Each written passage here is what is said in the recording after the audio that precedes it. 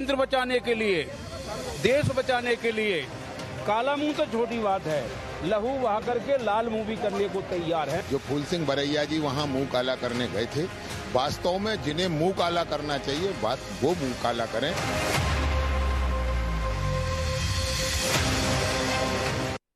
मध्य प्रदेश में high political drama देखने को मिला। नवनिर्वाचित कांग्रेस विधायक फूल सिंह बरैया अपना मुंह काला करने के लिए राजभवन के लिए निकले। दिग्विजय सिंह ने बरैया के मुंह पर सांकेतिक रूप से कालिख लगाई। बाद में बरैया ने ईवीएम वाले पोस्टर्स पर काली स्याही पोत दी। उन्होंने कहा कि हम ईवीएम का मुंह काला कर रहे हैं। गौरतलब है कि चुनाव से पहले उन्होंने दावा किया था कि अगर भाजपा मध्य प्रदेश की 50 सीट भी ले आती है तो वो अपना मुंह काला करेंगे। बुधवार को ग्वालियर में फूल सिंह बरैया के समर्थन में किसान कांग्रेस के नेता योगेश दंडोतिया ने अपना मुंह काला कर लिया था। नोटबंदी से नुकसान होता है तो चौराहे पर मुझे फांसी पर लटका देना, दलित को गोली मारी जाती है तो मुझे मार दिया जाए, इस विषय के ऊपर जब पूछा गया पत्रकारों के द्वारा तो अमित शाह जी ने कहा कि चुनावी जुमले है। क्या इंसान का जीवन चुनावी जुमले हैं? नहीं। फूल सिंह बरैया संविधान बचाने के लिए, लोकतंत्र बचाने के लिए, देश बचाने के लिए काला मुंह तो छोटी बात है, लहू बहा करके लाल मुंह भी करने को तैयार है। बीजेपी की माने तो दिग्विजय सिंह के षड्यंत्र से प्रभावित होकर कांग्रेस की करारी हार पर खुद का मुंह काला कराकर फूल सिंह बरैया ने अपने नेतृत्व की अक्षमता को राष्ट्रीय पटल पर उजागर किया है। अब तक दिग्विजय सिंह और अरुण यादव जैसे नेता ही कमलनाथ जी को निपटाने में लगे रहते थे। अब उस गुट में फूल सिंह बरैया ने जोर शोर से आमद दर्ज कराई है। देखिए, ये तो कमलनाथ जी का और दिग्विजय सिंह जी का पाप था। जो फूल सिंह बरैया जी वहां मुंह काला करने गए थे, वास्तव में जिन्हें मुंह काला करना चाहिए वो मुंह काला करें। जो एक दूसरे का पता बता रहे थे कि कपड़े किसके फाड़ना है, परंतु दुर्भाग्य ये है कि आज बरैया जी ने घोषणा कर दी थी कि मैं मुंह काला करूंगा यदि भारतीय जनता पार्टी जीत गई तो दुर्भाग्य है ये। परंतु जिनके मुंह काले होने थे, केवल कालिख पोतने से मुंह काले नहीं होते हैं, मुंह तो काले हो चुके हैं, और जिनके मुंह काले हुए थे वो मध्य प्रदेश की राजनीति से बाहर भी जा चुके हैं। कांग्रेस में हार पर कलह है तो बीजेपी में मुख्यमंत्री के फेस पर किटकिट है। चर्चाओं का बाजार गर्म है। चुनावी नतीजों के बाद बीजेपी के सभी दिग्गज नेताओं ने दिल्ली में डेरा डाल रखा है, लेकिन सीएम शिवराज सिंह चौहान मध्य प्रदेश में ही डटे हैं। शिवराज ने मिशन 29 का काम शुरू कर दिया है। नमस्कार, मैं हूं मोहन तिवारी। डिबेट लाइव बड़ी बहस मध्य प्रदेश में आपका स्वागत है। और आज मध्य प्रदेश की बड़ी बहस इस बात पर है कि जीत के उजाले के बाद हार की कालिख किसके चेहरे पर पुतेगी। पिछले दिनों के घटनाक्रम का असर अब दिखने लगा है। कांग्रेस इस पूरे घटनाक्रम में जिसमें हार की कालिख पुती जानी थी, उस पर अब एक राजनीतिक दांव खेल दिया है। पॉलिटिकल ड्रामा किस रूप में जो है रुख लेगा, इस पर आज हम चर्चा करेंगे। आज जो राजभवन के सामने हुआ, क्या उसे पॉलिटिकल ड्रामा ही कहा जाएगा या फिर ये एक सहज राजनीति का हिस्सा था? इन्हीं सब बातों पर आज हम चर्चा करेंगे। मिल लेते उन मेहमानों से जो इस चर्चा में हमारे साथ रहेंगे। हम बहुत स्वागत करेंगे। हमारे साथ जुड़ रहे हैं डॉक्टर प्रेम व्यास जी, भाजपा का पक्ष रखेंगे, बहुत स्वागत है आपका। हमारे साथ अनिल भारद्वाज जी जुड़ेंगे, कांग्रेस का पक्ष रखेंगे, बहुत स्वागत है आपका। और हमारे साथ राजनीतिक विश्लेषण रखेंगे एडिटर एमपी अतुल विनोद पाठक जी, बहुत स्वागत करते हैं आपका। तो तीनों मेहमानों का स्वागत है। और चर्चा जैसे कि हमने बताया कि एक ऐसे पॉलिटिकल ड्रामे की हम कर रहे हैं जिसमें जीत के उजाले के बाद हार की कालिख दिखाई दे रही है। क्या ये जरूरी था? क्या इसके पीछे राजनीतिक मकसद था? किस तरीके की वजहों से कांग्रेस ने ये कदम उठाया और इसका क्या मैसेज गया? एक एक करके प्रतिक्रियाओं का दौर शुरू करते हैं। सबसे पहले हम अपने जो एमपी के एडिटर हैं अतुल विनोद पाठक जी, उन्हीं से प्रतिक्रिया लेकर चर्चा की शुरुआत करते हैं।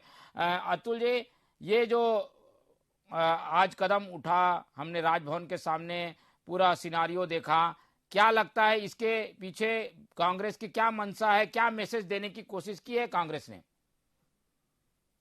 देखिए, मध्य प्रदेश में कांग्रेस जिस तरह से हारी है, निश्चित रूप से कांग्रेस के लिए वो चिंता का विषय तो है, लेकिन कांग्रेस इस हार से उबरने की कोशिश कर रही है।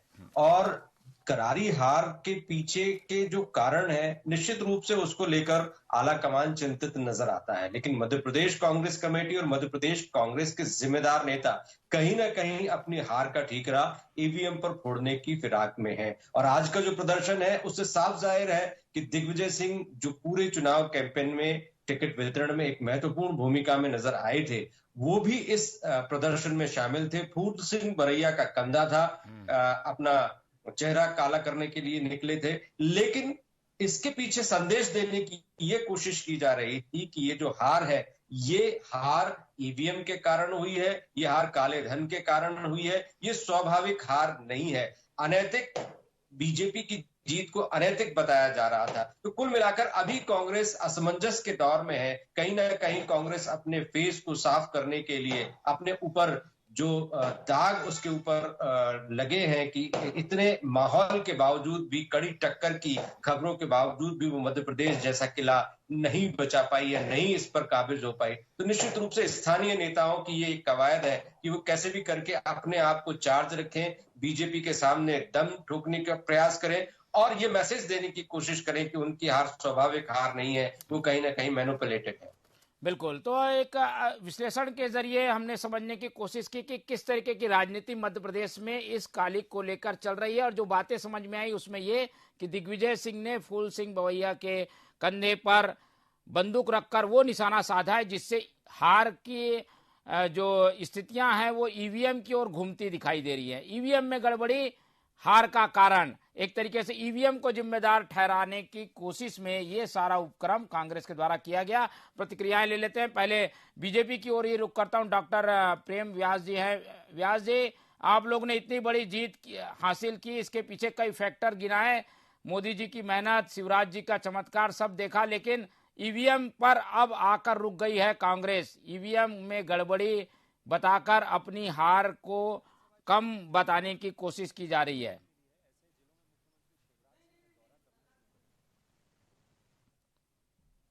डॉक्टर प्रेम व्यास जी, वो ईवीएम ही बचता है कि ईवीएम के कारण हम हार गए, और अब अपने कार्यकर्ताओं को मुंह भी क्या दिखाएंगे कांग्रेस के बड़े नेता जो पूर्व से कहते आ रहे थे हम जीत रहे हैं, धरातल पर कोई कार्य किया हो ना किया हो, सिर्फ एक जो कुछ सर्वे थे उसके बेसिस पे ये कह देना कि हम जीत रहे। वहीं भारतीय जनता पार्टी तो जब नेगेटिव सर्विस प्रदर्शित हो रहे थे तब भी हम आशान्वित थे कि हमने जो कार्य करा है, जो डबल इंजन की सरकार ने कार्य करा है, उससे 130 सीटों के ऊपर किसी भी परिस्थिति, हमारे किसी भी प्रवक्ता का स्टेटमेंट सुन लीजिए, 130 सीटें क्रॉस करेगी। और दूसरा, जहां कांग्रेस की बात है तो ये भाषाई मर्यादा और आचरण की मर्यादा, ये दोनों तो पूर्ण रूप से खो ही चुके हैं ना।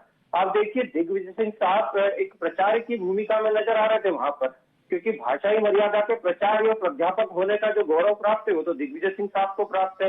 आप उनके पूर्व के बयान उठा लीजिए, चाहे वो उन्होंने सर्जिकल स्ट्राइक पर उठाए हो, चाहे उन्होंने किसी और विषय में उठाए हो, और पीएफआई को लेके जो बयान उठे वे तो प्रचार के तौर पर प्रदर्शित हो रहे थे। और जो फूल सिंह बरैया है वो उनके प्रिय छात्र के रूप में प्रदर्शित हो रहे थे, क्योंकि सीखा तो उन्हीं से है ना। फूल सिंह बरैया का पुराना इतिहास अगर देखेंगे तो फूल सिंह बरैया जो कुछ कई वर्षों तक सिर पे दिग्विजय सिंह साहब का विरोध करते हुए फेटा बांध के घूमते रहे थे, और उन्होंने कहा भी था कि जब तक दिग्विजय सिंह साहब यहाँ से निष्कासित नहीं होंगे मध्य प्रदेश की राजनीति तक, तब तक मैं फेटा बांध के घूमूंगा। और वहीं हार के कारणों का आकलन करने की बजाय वे चारित्रिक मर्यादा को भी भूल रहे हैं। वे उन वोटर्स के जो निर्णय लिया गया था जिनके तहत विधायक बने, उनके ऊपर भी उन्होंने कालिक पोत दिया, अपने मुंह पर वो कुछ कालिक के चिन्ह लगवाकर।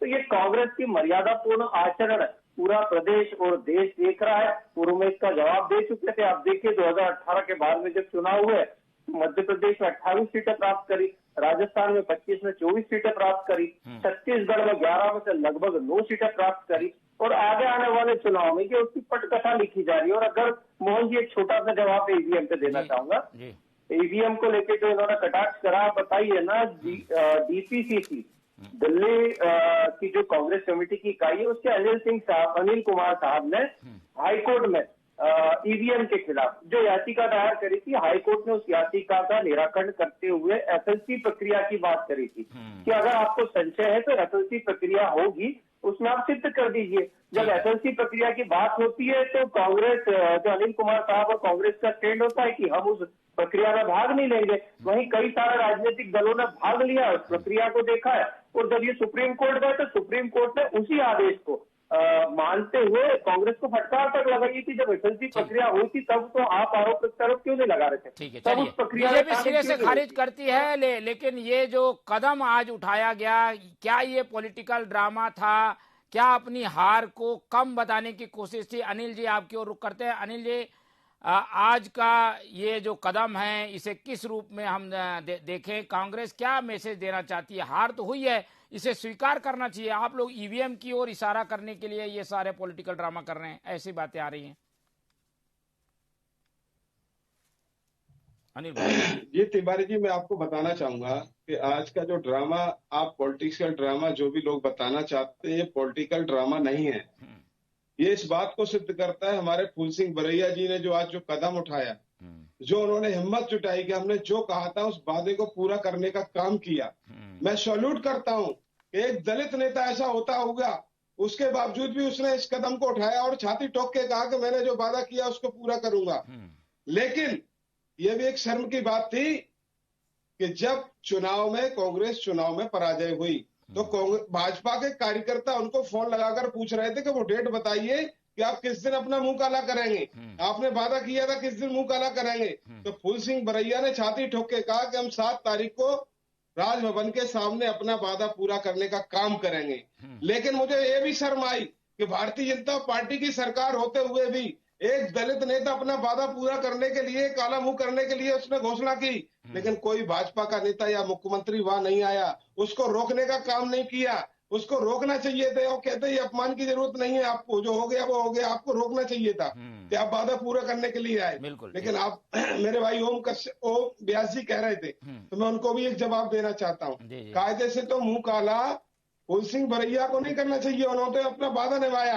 कायदे से मुंह काला करना चाहिए भाजपा के नेताओं को, मुंह काला करना चाहिए जिन्होंने 2 करोड़ रोजगार प्रतिवर्ष देने की बात की थी, उन्होंने ये वादा नहीं निभाया, उनको मुंह काला करना चाहिए।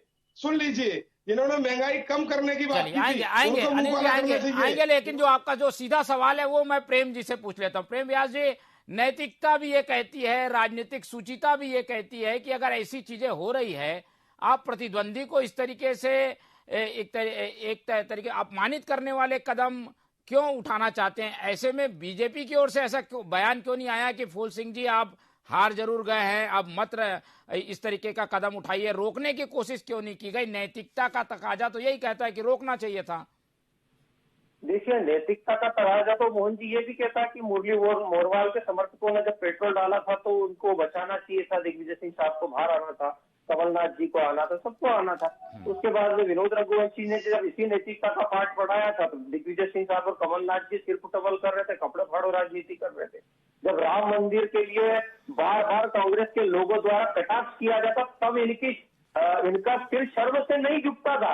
जब एक सनातन होते हुए ये लोग प्रश्न करते थे कि राम मंदिर कब बनाएंगे, राम मंदिर कब बनाएंगे, वही राम मंदिर के जब पोस्टर लगाते तो उनके खिलाफ जरूर ये आचार संहिता उल्लंघन के लिए बार बार चले जाते। लेकिन अगर इनको राम मंदिर से प्रेम था, अगर ये बार बार तारीख पूछते थे तो ये भी 2 चार लगा देते पोस्टर। लेकिन नहीं, इनको निश्चित तौर पे जो राजनीति करना था, जो राजनीति का प्रदेश के मध्य प्रदेश की जनता को दिखाना था, वो कुछ अलग था मोहन जी, और ये बात कुछ अलग है। और अभी मात्र हार का ठिकरा फोड़ने के उद्देश्य से भारतीय जनता पार्टी पर यह आरोप लगा रहे हैं। आप बताइए ना, आपने जब ये आपके फूल सिंह बरैया पहुंचे तो आपके कितने नेता थे वहां पर?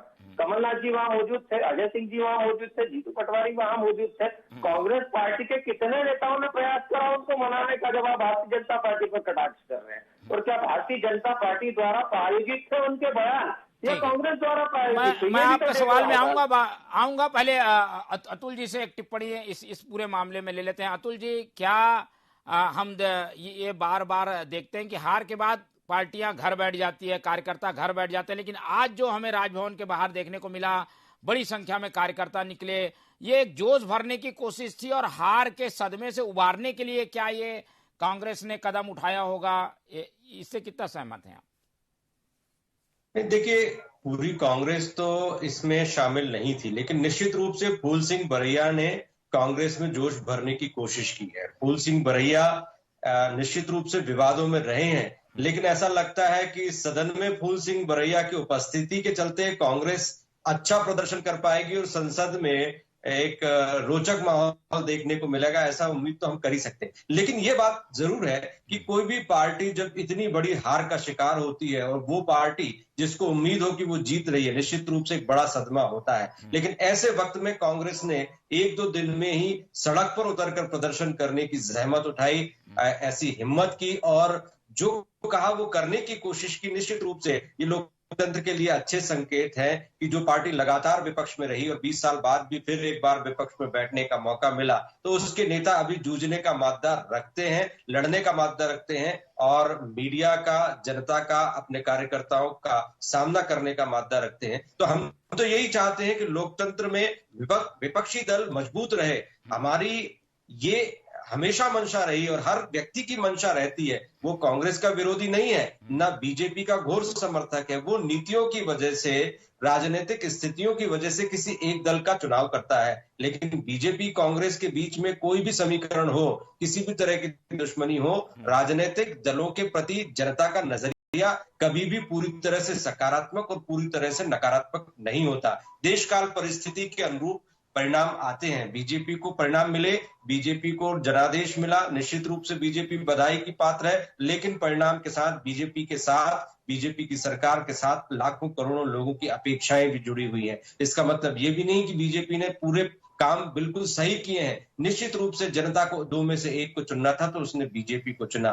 कांग्रेस को भी हताशा की जरूरत नहीं है। निश्चित रूप से कांग्रेस के पास विपक्ष की जिम्मेदारी है और विपक्ष के रूप में कांग्रेस को जनता की आवाज उठाना है, सड़क से लेकर सदन तक जनता की हित में कदम उठाने हैं। तो यदि कांग्रेस इसी तरह से चार्ज रहती है तो ये जनता के लिए, लोकतंत्र के लिए सुखद है। ये इसका क्या राजनीतिक मायने नहीं निकाले जाए आने वाले समय में, राजनीति में इसका कितना बड़ा असर देखने को मिलेगा? आज के जो कदम को कांग्रेस के लिए बूस्टअप भी माना जाए और बीजेपी को थोड़ा बैकफुट में लाने वाला कदम इसे कहा जा सकता है?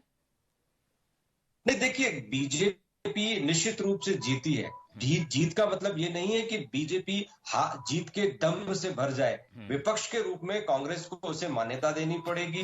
कांग्रेस एक मुख्य विपक्षी दल है और एकमात्र विपक्षी दल है जिसके पास इतनी सीटें हैं। बाकी सारे दल तो इस चुनावी हवा में उड़ गए। तो कांग्रेस से ही उम्मीद की जा सकती है और जब कांग्रेस सशक्त होगी, सशक्त विपक्ष के रूप में मौजूदगी दर्ज कराएगी, तो बीजेपी को भी शासन चलाने में मजा आएगा। क्योंकि सत्ता पक्ष विपक्ष के बिना किसी अर्थ का नहीं है। लोकतंत्र में सत्ता पक्ष विपक्ष दोनों की अहमियत है। इसलिए बीजेपी को भी यदि अपनी उपलब्धियां गिनाना है, आगे बढ़ना है, तो सशक्त विपक्ष के रूप में कांग्रेस चाहिए। और आज कांग्रेस ने ये बात बहुत अच्छी की कि वो सड़क पर उतरी, हार को 2 दिन में ही सर से उतार कर, और उसने जनता को फेस करने का मादा दिखाया। निश्चित रूप से कांग्रेस के कार्यकर्ताओं के लिए एक सुखद क्षण था जब कांग्रेस के कार्यकर्ता दिग्विजय सिंह या कांग्रेस के अन्य विधायकों को सड़क पर उतरते हुए, लड़ते हुए देख रहे थे। तो अभी 5 साल बाकी है अगला चुनाव आने में। लोकसभा तो है ही, लेकिन विधानसभा चुनाव में 5 साल बाकी है। ऐसे में कार्यकर्ता शायद इस बात को लेकर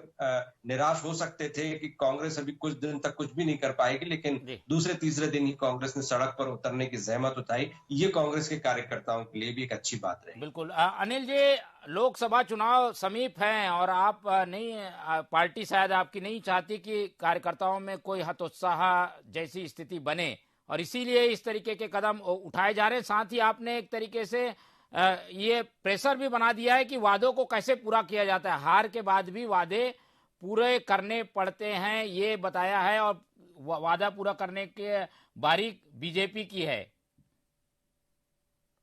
निश्चित तौर पर मोहन जी, मैं बताना चाहूंगा कि कांग्रेस ने जो वादा किया वो तो पूरा किया। यदि हम सरकार में भी आते तो जो वादे हमने 15 महीने में पूरा करने का प्रयास किया था, अब विपक्ष में अपना काम करने का काम करेंगे।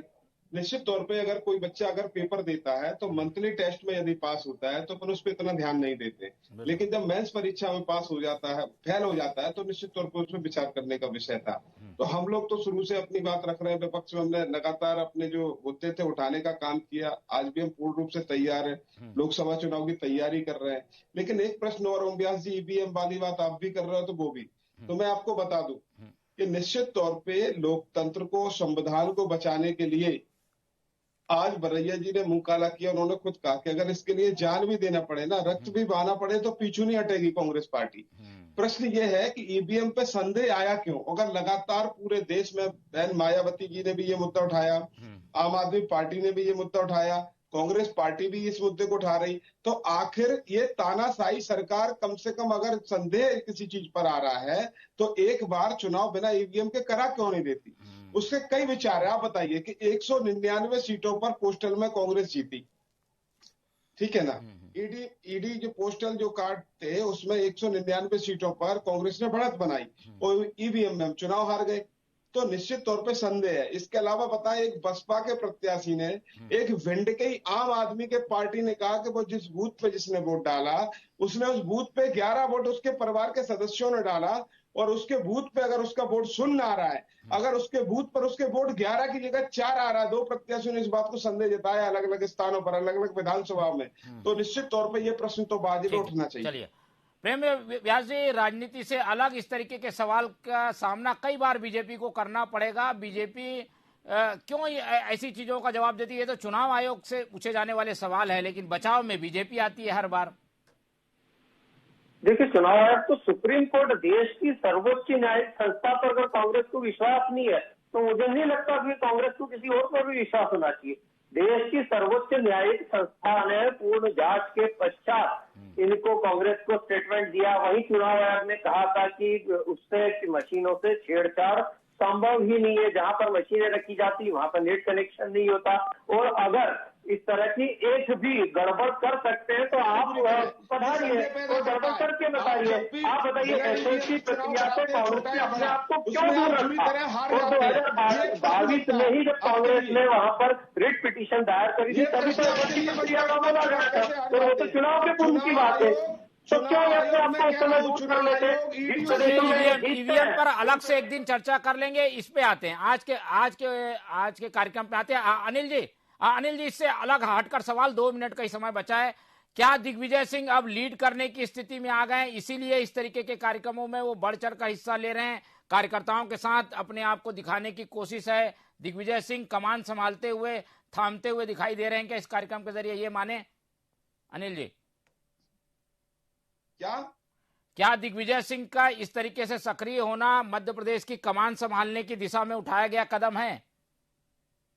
बिल्कुल नहीं। कांग्रेस ने लोकतांत्रिक व्यवस्था के तहत अपना ये कार्य किया, जो वादा किया उसको पूरा किया। आप लोगों का विश्लेषण उसे राजनीतिक रूप दे सकते हैं, लेकिन ऐसा नहीं। कमलनाथ जी हो चाहे दिग्विजय सिंह जी, हमारे वरिष्ठ नेता है, जो निर्देश मिला अपन ने उसका काम किया। चूंकि ये कार्यक्रम फूल सिंह बरैया जी का था, वो भी वरिष्ठ नेता हमारे विधायक हैं, तो दिग्विजय सिंह जी उनके समर्थन में गए थे, पूरा कार्यकर्ता उनके समर्थन में गया था। कई नवनिर्वाचित विधायक भी उनके साथ थे। हमारे भिंड के हेमंत कटारे जी भी आपको बगल में दिखाई देंगे, जो अभी अटेर से जीत के गए। तो ये ऐसा नहीं है, जो वादा किया वो अपन ने उसको कार्यक्रम किया। लोकतांत्रिक व्यवस्था से हमने अपना वादा पूरा निभाने का काम किया है। अब भारतीय जनता पार्टी का मौका है कि वो अपने किए हुए वादों को पूरा करें। तो इतने बड़ी घटना हो रही थी। अतुल जी से लेते हैं, अतुल जी ज्यादा अच्छा समझाएंगे। अतुल जी, दिग्विजय सिंह जी का आना कोई राजनीतिक संदेश देता है, और कमलनाथ जी का नहीं आना भी कोई राजनीतिक संदेश बताने वाला है क्या? देखिए, दोनों स्थितियां हैं। कांग्रेस में यदि बड़ी हार हुई है तो एक बड़ा चिंतन मंथन का दौर चल रहा है, और कमलनाथ चूंकि प्रदेश अध्यक्ष हैं तो उनसे पूछा भी जा रहा है। राहुल गांधी ने भी पूछा, मल्लिकार्जुन खड़गे ने भी पूछा, और ये भी बार बार अटकलें हैं कि कमलनाथ ने अपने इस्तीफे की पेशकश की है। हालांकि अभी अभी कांग्रेस के मीडिया प्रभारी ने ये स्पष्टीकरण दिया कि कमलनाथ जी ने इस्तीफा नहीं दिया है, लेकिन इस बात से इनकार नहीं किया जा सकता कि कमलनाथ इस्तीफा देने के मूड में दिखाई दे रहे हैं। आने वाले समय में आलाकमान पे निर्भर करेगा कि वो कमलनाथ की भूमिका क्या रखता है, लेकिन दिग्विजय सिंह ने जरूर ये कोशिश की है कि वो कार्यकर्ताओं को उत्साहित कर सके। और दिग्विजय सिंह की खासियत यही है कि समय समय पर वो कार्यकर्ताओं में उत्साह और जोश भरने के लिए न सिर्फ बयान देते हैं बल्कि सड़कों पर भी उतरने की कोशिश करते हैं। तो मध्य प्रदेश के पूर्व मुख्यमंत्री हैं, राजनीति के चतुर खिलाड़ी हैं, लेकिन लंबे समय से वो कुछ कर नहीं पा रहे, दिखा नहीं पा रहे। वजह कई हो सकती हैं, उसमें खुद उनकी भी कोई गलतियां हो सकती हैं, लेकिन इतना जरूर है कि दिग्विजय सिंह एक शार्प राजनेता है, और अब वो वक्त के नजाकत को समझते हुए सड़क पर उतरे और फूल सिंह बरैया का उन्होंने समर्थन किया और ये जताने की कोशिश की कि केंद्रीय नेतृत्व अभी डिलेमा में, सदमे में नहीं है, वो अभी भी लड़ने का मादा रखता है और सड़क पर उतरकर विपक्ष की भूमिका निभाने की पूरी ताकत रखता है। बिल्कुल।